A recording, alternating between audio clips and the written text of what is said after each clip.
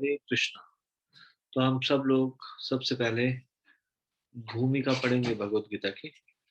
ओम अज्ञानतिमिरान्धस्य ज्ञानाञ्जनशलाकया चक्षुरुन्मिलितं येन तस्मै श्रीगुरुवे नमः।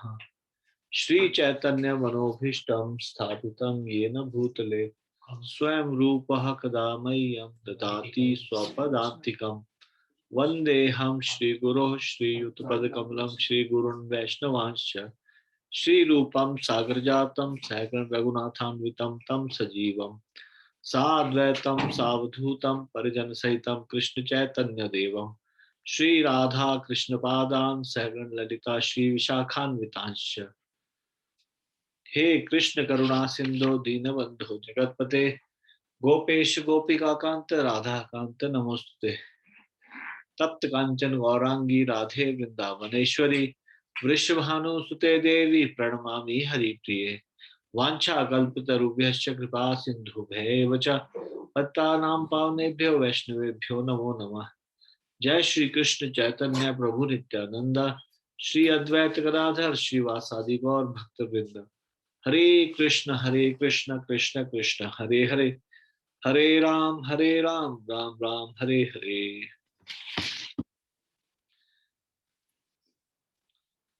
तो आज से हम फर्स्ट चैप्टर शुरू करने जा रहे हैं। अभी तक तो हम केवल इंट्रोडक्शन भूमिका पढ़ते जा रहे थे। आज पहला अध्याय शुरू करेंगे। तो पहला अध्याय भगवत गीता का परिचय। कृपया इसको आप स्क्रीन पे देखें, ये शेयर किया जा रहा है आपको स्क्रीन पे। और दूसरा, आप व्हाट्सएप जूम पे अगर देखेंगे तो उस पे ये फर्स्ट चैप्टर अपलोड कर दिया जाएगा। आप लोग वहां से इसको पीडीएफ देख सकते हैं। ठीक है। फर्स्ट हरे कृष्ण में जाता हूँ प्रभु जी, को होस्ट बनाना होगा प्रभु जी।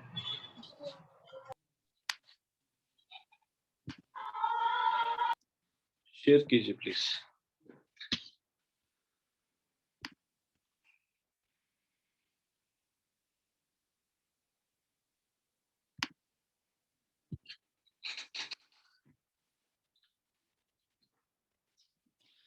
तो भगवत गीता का परिचय, ये भगवत गीता का पहला श्लोक है। हम एक एक श्लोक की चर्चा ना करके हम गीता का मर्म समझेंगे, एसेंस ऑफ भगवत गीता। तो पहला श्लोक क्या है?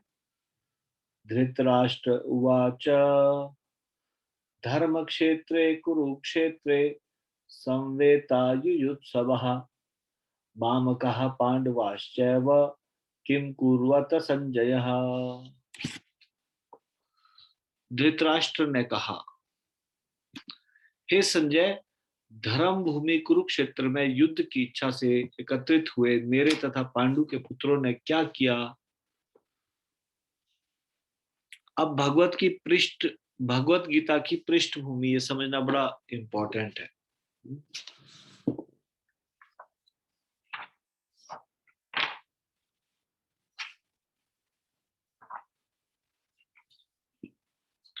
Background of Bhagavad Gita.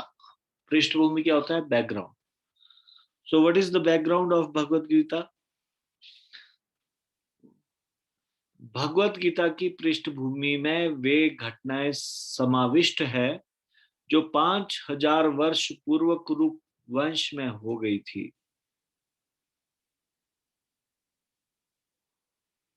उस समय घटी जब वे समस्त विश्व पर शासन कर रहे थे।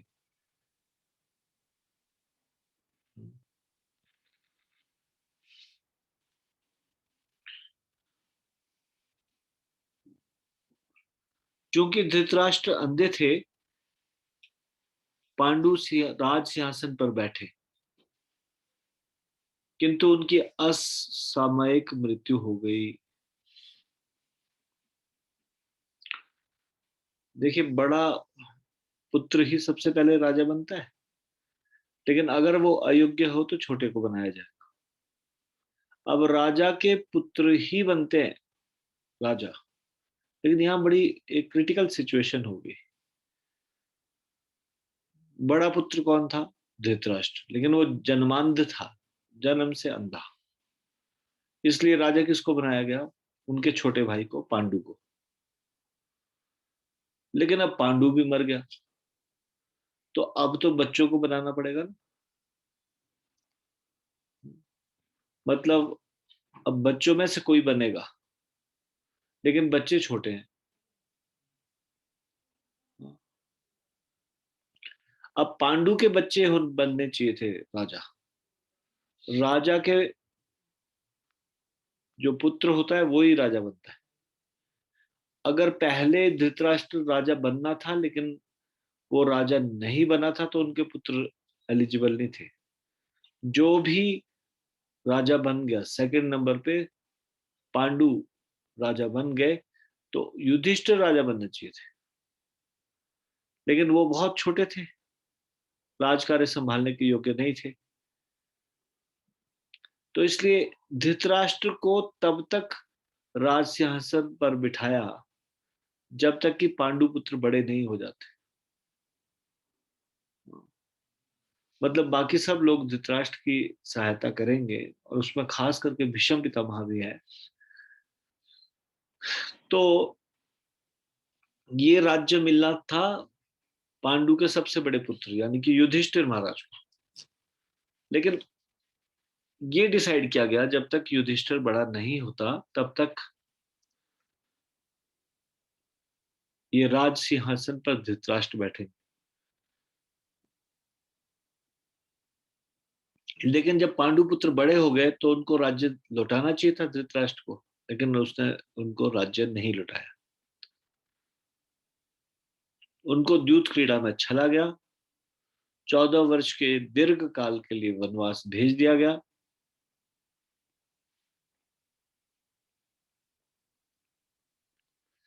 धृतराष्ट्र के पुत्र कौरव राज्य से अत्यधिक आसक्त और आसुरी प्रवृत्ति के थे। समझौता यह हुआ था कि यदि पांडव अपना वनवास काल पूर्ण कर लेते हैं और अंतिम वर्ष अज्ञातवास में व्यतीत करते हैं, तो उन्हें उनका राज्य लौटा दिया जाएगा। भगवान की कृपा से पांडव इस कसौटी पर खरे उतरे। बावजूद इसके कौरव उन्हें सुई की नोक भर भूमि देने को तैयार नहीं थे। राज्य की तो बात ही छोड़िए। श्री कृष्ण शांति दूत बनकर गए, किंतु शांति प्रस्ताव स्वीकार करने के बजाय कौरवों के प्रमुख दुर्योधन ने के द्वारा सहस्त्र सैनिकों के द्वारा बंदी बनाए जाने का प्रयास किया गया। श्री कृष्ण ने परम पुरुषोत्तम भगवान के रूप में प्रतिष्ठित करने वाले अपने विश्व रूप को प्रकट किया। फिर भी मूढ़ दुर्योधन पांडवों को पराजित करने के लिए दृढ़ संकल्पित रहा। अब कुरुक्षेत्र का युद्ध अटल था। अब वो उनको दोष नहीं दे सकते थे। उन्होंने बहुत सारे प्रयास किए। उन्होंने बोला अच्छा ठीक है, राज्य नहीं देना, 5 गांव दे दो। अब ये तो है राजपुत्र क्षत्रिय है, ये खेती करके तो काम नहीं चलाएंगे, इनको तो कुछ शासन करना पड़ेगा। तो छोटे गांव दे दो, छोटे गांव के लोगों पे ही शासन कर लेंगे।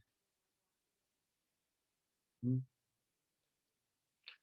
पर उनको कुछ नहीं, एक सुई के नोक जितनी भूमि नहीं देंगे, इस प्रकार से कहा जाता है। तो गीता की प्रस्तुति कुरुक्षेत्र के युद्ध स्थल में हुई, जहां कौरवों और पांडवों के मध्य युद्ध के लिए लाखों सैनिक एकत्र हुए थे।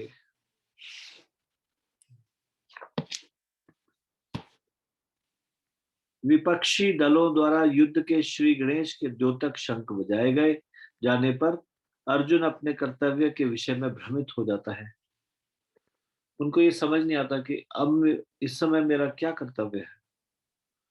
क्या मुझे अपने बड़े बुजुर्गों को मारना चाहिए, खास करके भीष्म पितामह, जिनकी गोदी में वो खेल कर बड़े हुए। उसे राज्य प्राप्ति के लिए अपने ही बंधु बांधवों से युद्ध करने में संशय है। वह अपने संशय को श्री कृष्ण के सम्मुख रखता है और स्वयं को एक शिष्य के रूप में समर्पित करता है। इस प्रकार श्री कृष्ण अर्जुन के समस्त संशयों को दूर करते हैं और उसे अपने कर्तव्य के पालन करने का आदेश देते हुए युद्ध स्थली में भगवत गीता का उपदेश करते हैं।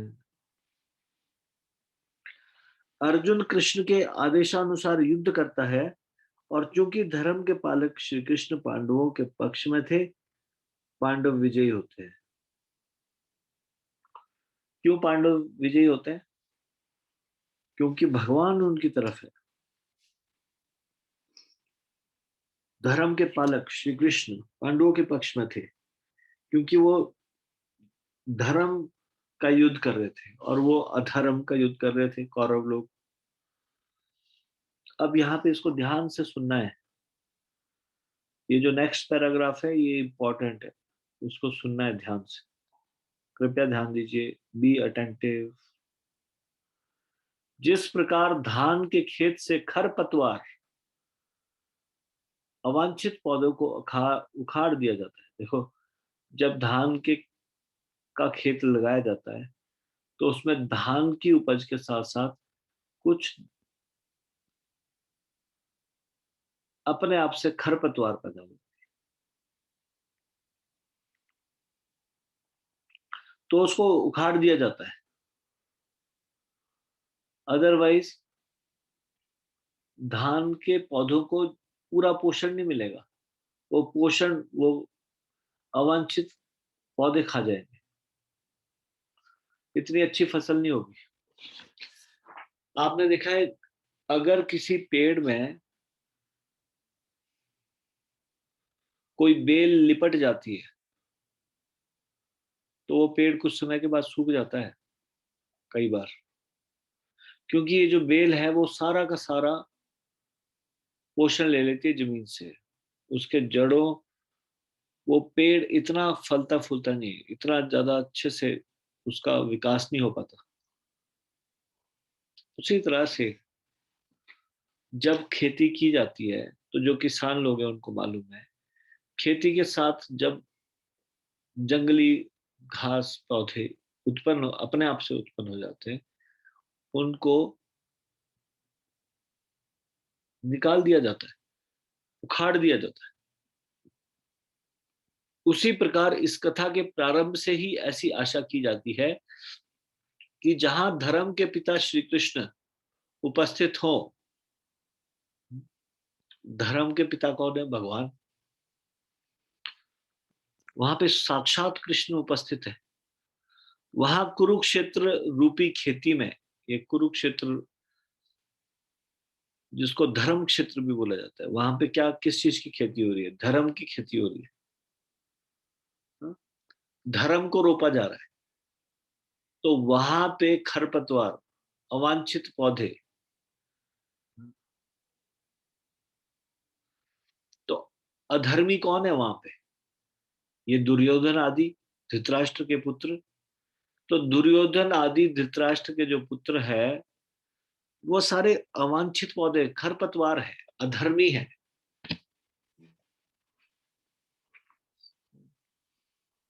को समूल नष्ट करके युधिष्ठिर आदि नितांत धार्मिक पुरुषों को स्थापित किया जाएगा। जैसे धान के खेत में धान के पौधे को तो रखा जाता है, लेकिन खरपतवार को निकाल दिया जाता है। उसी तरह से ऐसी आशा की जाती है कथा के प्रारंभ से ही कि जो धर्म का पालन करने वाले धार्मिक है, यानी कि पांडव, उनको तो बचा लिया जाएगा, उनको तो रख लिया जाएगा जैसे धान के पौधों को रख लिया जाता है, और जो खरपतवार है उनको उखाड़ लिया जाएगा।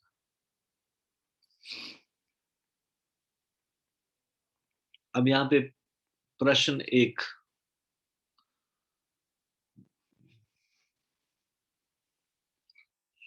भगवत गीता के अध्ययन तथा विद्यालयों, उच्च विद्यालयों में भौतिक विषयों के अध्ययन में क्या अंतर है? ये दोनों में क्या अंतर है? अगर आप भगवत गीता का अध्ययन करो और विद्यालय और उच्च विद्यालयों में भौतिक विषयों का अध्ययन करो, तो दोनों में क्या अंतर है?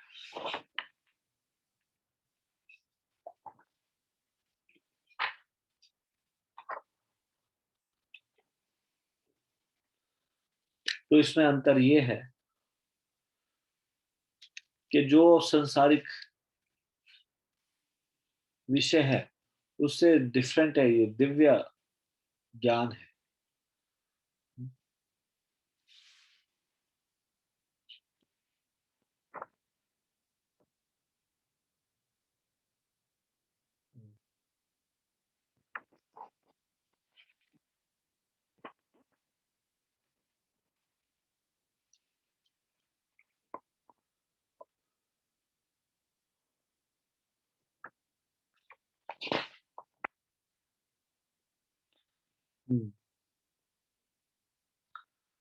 ठीक है, ये प्रश्न पूछा जा रहा है,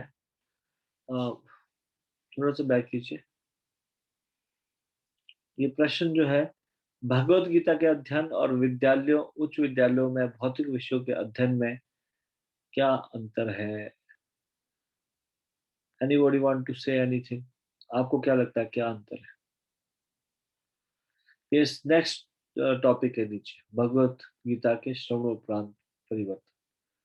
पर आपको क्या लगता है कि भगवत गीता के अध्ययन में what are the difference between study of Bhagavad Gita and study of material subjects in college and university?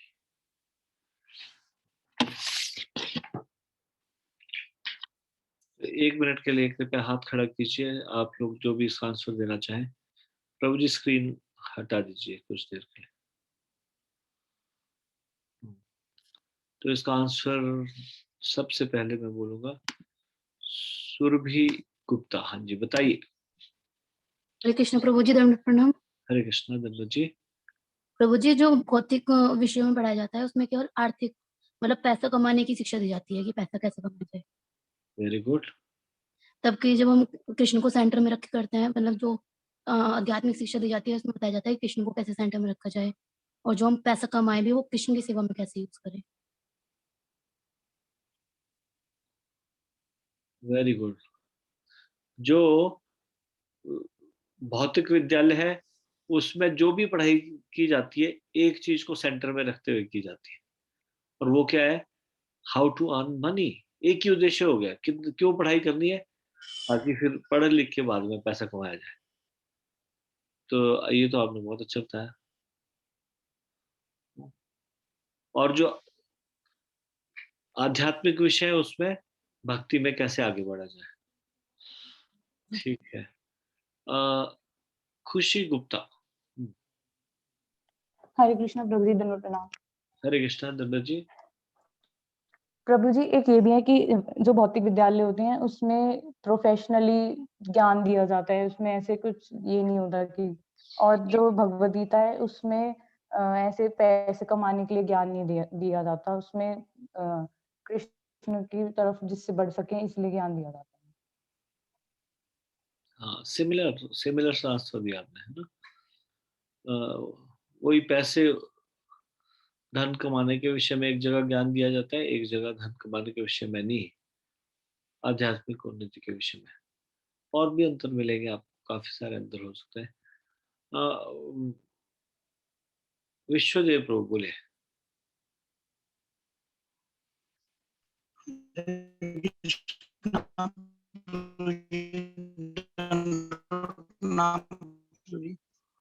हाँ जी, आपकी आवाज कटते हुए आ रही है, तो ऐसी जगह जाना पड़ेगा जहाँ सिग्नल ठीक होगा। हरे कृष्णा प्रभु जी, दंडवत प्रणाम। धन्यवाद जी। प्रभु जी, अब आ रही है आवाज सही? हाँ जी, बोलिए। प्रभु जी, जो भौतिक जगत में हमें करना, हम कौन है, भगवान कौन है, हमारा भगवान से क्या संबंध है, ये कुछ नहीं बताया जाता है, और उसके विपरीत हमें लगाया जाता है। और जो हमारे जीवन का लक्ष्य नहीं है, जो असत्य है, उन चीजों में हमें, जो स्पिरिचुअल नहीं है, उनमें लगाया जाता है भौतिक शिक्षा, भौतिक जगत में। और आध्यात्मिक में जो भगवान है उनके बारे में बताया जाता है प्रभु जी। तो प्रभु जी क्या होता है भौतिक जो जगत हमारे जीवन का भौतिक जगत में प्रभु जी ये इस भगवान के बारे में जो हमारे जीवन का परम लक्ष्य उद्देश्य है कि भगवान कौन है, हम कौन है, हमारे जीवन का क्या लक्ष्य है, ये नहीं बताया जाता है और उसमें उसके विपरीत बताया जाता है, हमें भौतिक जगत में लगाया जाता है जिससे कि उसी में हम फंस के रह जाते हैं प्रभु ठीक है, जीवन का उद्देश्य नहीं बताया जाता। जी। जी ठीक है, धन्यवाद। और कौन हरे बताना कृष्णा चाहते प्रभु, दंड प्रणाम प्रभु जी। हैं? ऋषि प्रभु। हरे कृष्णा प्रभु जी, धन्यवाद प्रणाम। चंद्र जी।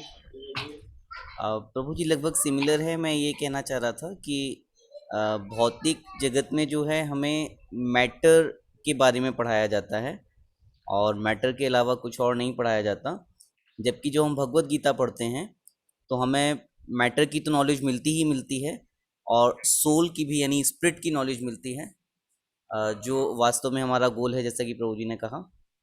जी प्रभु जी, धन्यवाद। Very good. हरे कृष्णा प्रभु। एक नया पॉइंट इन्होंने बताया, मैटर के बारे में बताया जाता है इस संसार के भौतिक विद्यालयों में, और स्पिरिट के बारे में बताया जाता है भगवत गीता के अध्ययन में।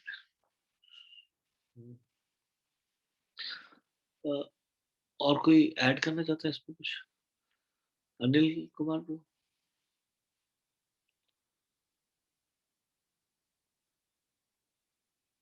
हरे कृष्णा प्रभु जी।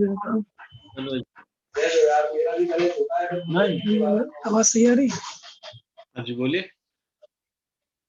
प्रभु जी जैसे कि प्रभु जी ने बताया कि इसमें मटेरियल की शिक्षा मिलती है, मटेरियल मतलब कॉलेजों में, भौतिक कॉलेजों में, और भगवत गीता में बताया जाता है कि हमारा आत्मा से मतलब भगवान से आत्मा का क्या संबंध है, क्या हमें करना चाहिए, ये सारी चीजें भगवत गीता में बताई है। और भौतिकता की भी, और दोनों मैट- चीजें उसमें हाँ, जो स्कूल कॉलेज है वहाँ पे मेटीरियल वर्ल्ड के बारे में बताया जाता है, और भगवत गीता में क्या, भगवत गीता के अध्ययन में क्या बताया जाता है? जो वास्तविक हमारा लक्ष्य है, हम मतलब मनुष्य का जीवन किस लिए मिला है, उसने आत्मा के तत्व के बारे में बताया जाता है, जीव तत्व के बारे में, जीव तत्व, भगवत तत्व, इन दोनों। जीव तत्व, भगवत तत्व के बारे में बताया जाता है। ओके, ठीक है, म्यूट कर लीजिए। हरे कृष्ण। एक आंसर आया है, लता अग्रवाल, इन्होंने आंसर टाइप किया है इसमें मैसेज। उसमें लिखा है, स्कूल में कंपटीशन के बारे में बात करते हैं, ह्यूमन वैल्यूज के बारे में बहुत कम, और भगवत गीता में मतलब ह्यूमन वैल्यूज के बारे में बात करते हैं। ठीक है, थैंक यू। साधना सिद्ध प्रभु, आप कुछ ऐड करना चाहते हैं? आपने हाथ खड़ा किया।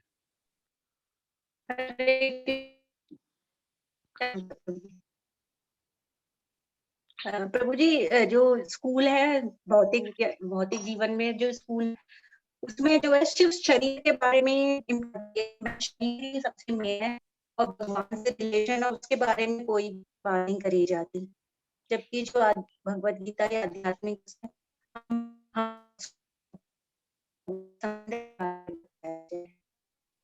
आपकी आवाज बहुत ज्यादा कटती रही, मतलब एक जगह शरीर से संबंधित बातें की जाती है, एक जगह आत्मा से संबंधित बातें की जाती है, यही ना? जी जी जी जी प्रभु जी, जी प्रभु जी। एक जगह जो वैसे स्कूल है उनमें सिर्फ शरीर के बारे में इम्पोर्टेंस दी जाती है कि शरीर ही सब कुछ है, उसी के बारे में हमें ध्यान रखना है, उसी को ही वो करना है, पालन पोषण जो भी है। एक मनस्वी माता जी। हरे कृष्णा प्रभु जी, दंडवत प्रणाम। धन्यवाद जी। प्रभु जी, बीइंग अ टीचर, जैसे अब हमारे जो स्कूल्स हैं उसमें भी महाभारत रामायण ऐड मतलब अब सिलेबस में है, पर उसको जो परफेक्शन है, जो हम आप लोगों से सीख रहे हैं, मतलब उतनी इफेक्टिवनेस के साथ वो चीज नहीं है सिलेबस में। जैसे अब साइंस में, जैसे मैं साइंस पढ़ाती हूँ, तो मैं बात भी कर रही थी एक दिन की, जैसे वहां पे जैसे श्लोक एक नेचुरल रिसोर्सेज पे एक चैप्टर था हमारा, तो रिवाइज करवा रही थी, तो उन्होंने एक वहां पे एक श्लोक था, वासुदेव कुटुंबकम। तो हम, जैसे मैंने ही पढ़ाया, तो मैंने भी इतना डीपली उस चीज को, हम में भी हम जो टीचर्स हैं, we are not in that capacity कि हम बच्चों में, जो मैं अब आपसे इतना मतलब सीख रही हूँ, तो मैं भी उसमें कुछ शब्द कर सकती हूँ यार, पर we are not in the capacity कि हम भी उन्हें अच्छा नहीं दे पा रहे हैं।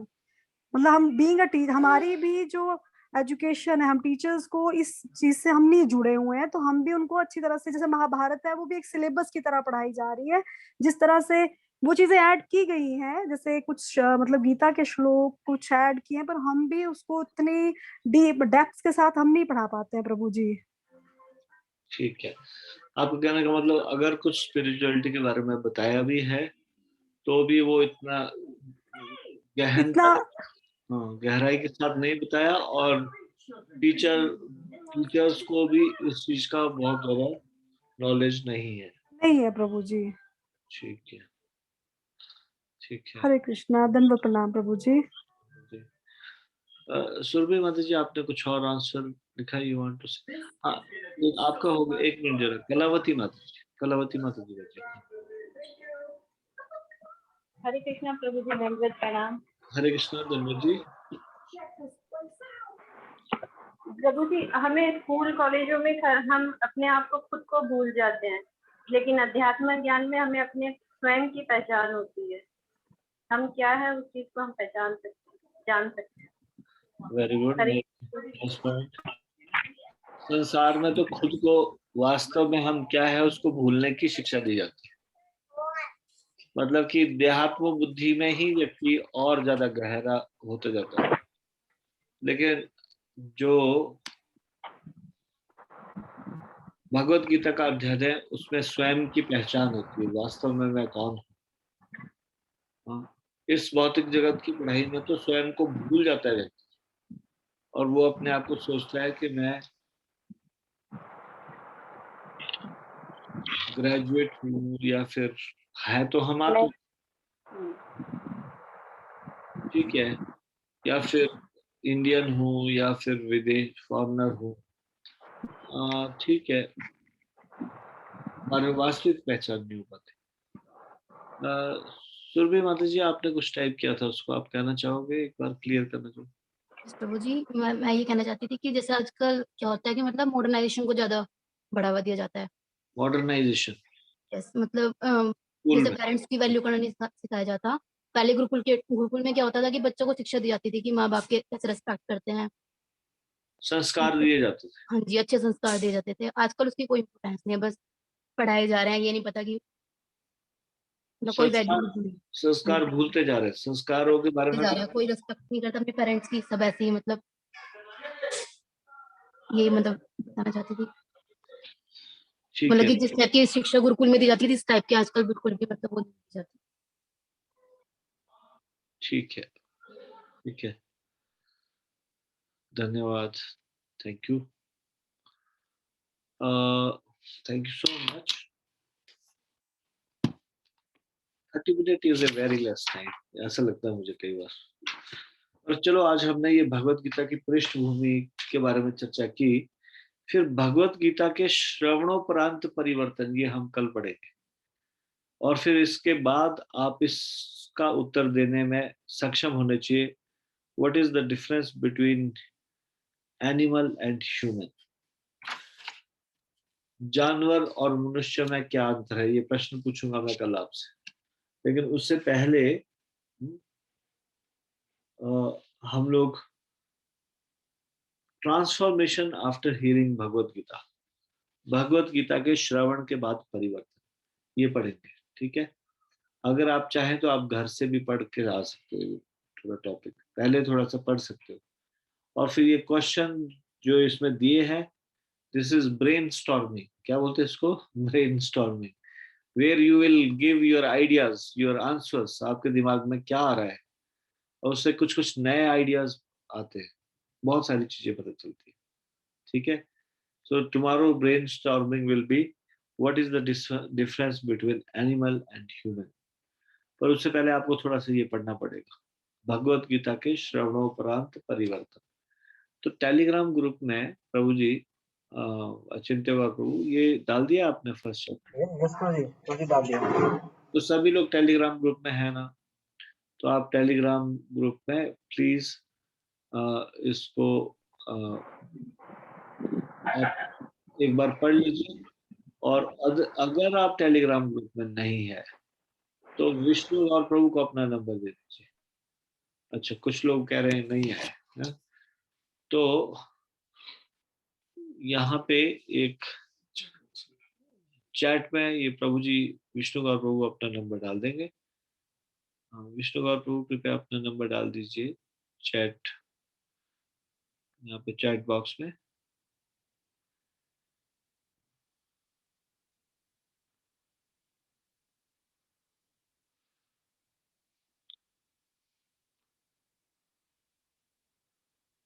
So tomorrow we will discuss about transformation after healing Bhagavad Gita, और इसके एंड में फिर हम लोग what is the difference between animal and human being, इस पे चर्चा करेंगे। उसके बाद हम डिस्कस करेंगे how you are special, human beings are special, why, how, इस पे डिस्कशन करेंगे। तो विष्णुगौर प्रभु ने नंबर डाल दिया चैट बॉक्स में, कृपया आप देख लीजिए। इनको आप मैसेज कीजिए मैं टेलीग्राम ग्रुप में नहीं हूँ, कृपया मुझे टेलीग्राम ग्रुप में ऐड कर दीजिए। फिर ये टेलीग्राम ग्रुप में आपको ऐड कर देंगे और फिर आपको ये मिल जाएंगे, फर्स्ट चैप्टर मिल जाएगा। ठीक है, तो इसको हम यहीं पे विराम दें आज। श्रीमद् भगवत गीता की जय, श्रील प्रभुपाद की जय, निताई गौर प्रेमानंदे, हरि हरि बोल। Thank you so much. इसमें आगे बहुत इंटरेस्टिंग टॉपिक्स आने वाले हैं। ये आपका बहुत क्लियर हो जाएगी फिलॉसफी, आप औरों की भी फिलॉसफी क्लियर कर सकते हैं। इतने सारी चीजें इसमें।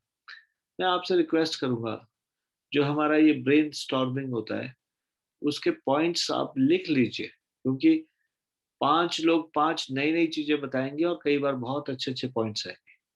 तो जैसे आज डिस्कस हुआ, ये रिकॉर्डिंग डाल दी जाएगी उसमें टेलीग्राम ग्रुप में, अब उसको बाद में भी सुन सकते, नहीं तो पहले साथ साथ में सुनते हुए भी कर सकते हैं कि what is the difference between studying Bhagavad Gita and studying material subjects in school and college। ठीक है, तो इसमें क्या क्या अलग अलग पॉइंट्स है। तो ऐसे पॉइंट्स आपके पास बहुत सारे इकट्ठे होने चाहिए, आपके अपने दिमाग के और इतने सारे यहाँ पे लोग जो आंसर देते हैं उनके, सब नए नए पॉइंट्स बताते हैं ना। तो थैंक यू, इसको हम यहीं पे विराम देंगे और कल मिलेंगे आपसे भगवत गीता की क्लास में। अभी श्रीमद् भागवतम के जो स्टूडेंट्स हैं वो कंटिन्यू कर सकते हैं, और जो भगवत गीता के स्टूडेंट्स हैं if they want they can go, and if they want to hear Shrimad Bhagavatam में क्या चल रहा है then also you are most welcome to attend Shrimad Bhagavatam. तो जो श्रीमद् भागवतम के स्टूडेंट्स हैं कृपया श्रीमद् भागवतम की बुक निकाल लीजिए प्लीज।